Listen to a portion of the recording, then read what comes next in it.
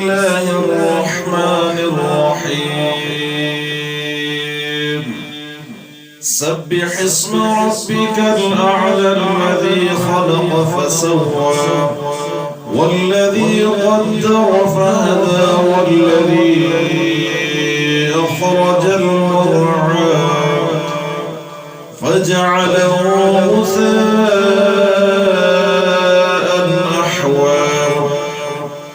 سنقرئك فلا تنسى إلا ما شاء الله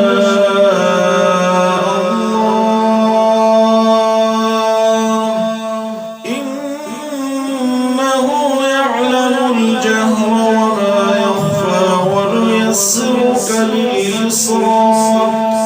فذكر إن نفعت الذكرى سيذكر من يخشى ويتجنبها الأشقى الذي يصلى النار الكبرى ثم لا يموت فيها ولا يحيا قد أفلح من تزكى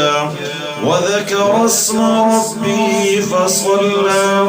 بل تؤثرون الحياة الدنيا والآخرة خير وأبقى إن هذا لفي الصحف الأولى